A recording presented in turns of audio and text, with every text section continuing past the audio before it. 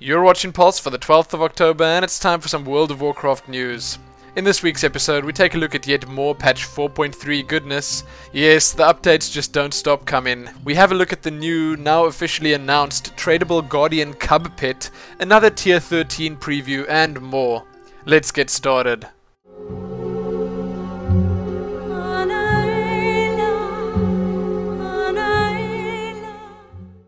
We're going to start this week's news off with a few patch 4.3 updates. First up, the Raid Finder loot rules have been updated, and I really like what Blizzard have done here. So in response to concerns regarding how loot will be distributed when using the Raid Finder system, and I gotta tell you that when doing pugs that is actually a pretty big deal.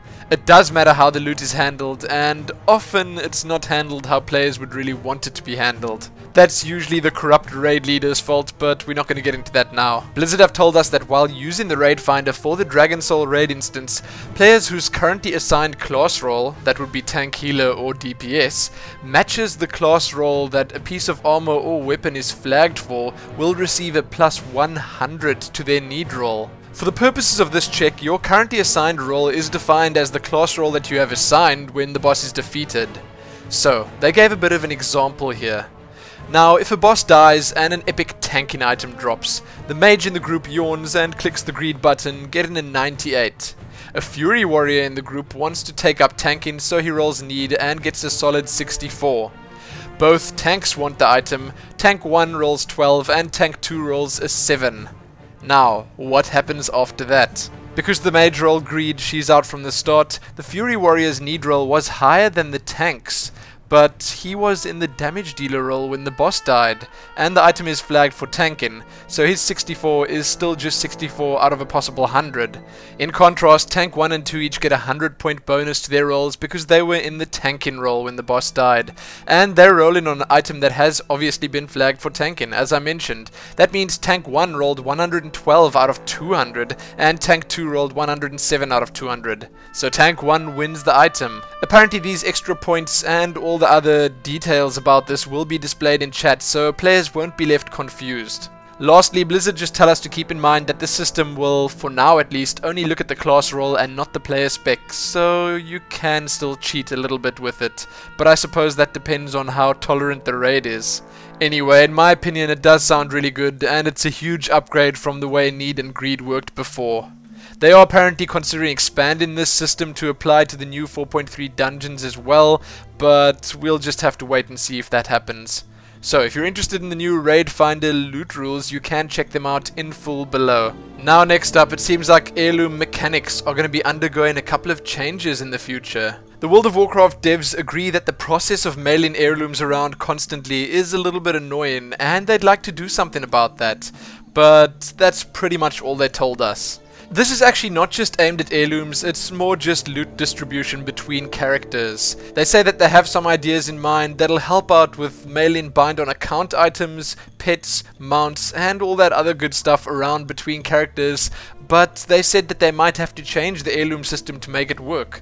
Honestly though, as long as it works, and I suppose works well, I don't really care what they change. You can read more about this below. It does seem like they want to make it easier, so I'm all for that. Now time for a couple of patch 4.3 extras. First up, a new pet has been discovered. This one's called the Chromatic Dragon. It is, as you can see, also pretty big for a companion pet, so no one's quite sure what to make of it. Perhaps that's only because it was just implemented. Maybe it's actually going to be that big. We'll have to wait and see. Big thanks to MMO Champion for finding this. Then you can have a look at some maps and all the dungeon drops of the new 5-man dungeons. The maps are looking pretty good indeed. There are a bunch of spell changes to have a look at, item changes, profession changes, and then one of the more interesting parts, you can have a look at the patch 4.3 dungeon and raid boss transcripts. So that's pretty much everything the bosses say to you and your party when you do the instances. Quite interesting, but I will warn you that they do contain spoilers. So you can have a look at all those extras below, courtesy of MMO Champion and Wowhead. Next up, do you want to see what's coming soon to a pet store near you? The new and titanically cute Guardian Cub companion pet. You've soared across Azeroth on the majestic winged Guardian, and soon you'll be able to purchase a new pint-sized Guardian of the Titans sidekick to accompany you on your adventures. And I have to say, after seeing this one, that a lot of people will definitely be purchasing it. It is just way, way too cute. I mean, look at it. We've been told that the Guardian Cub will arrive in the Blizzard store in the weeks ahead. In the meantime though, Blizzard have prepared a mini FAQ to explain how this flying friend will differ from other pet store companions. And this is where people got unhappy. The way this pet differs, and you may have guessed it from the title, it is tradable. You can buy this pet and give it to your friends. You can buy this pet and put it in the auction house. You can buy it and do absolutely anything you want with it. Blizzard doesn't care.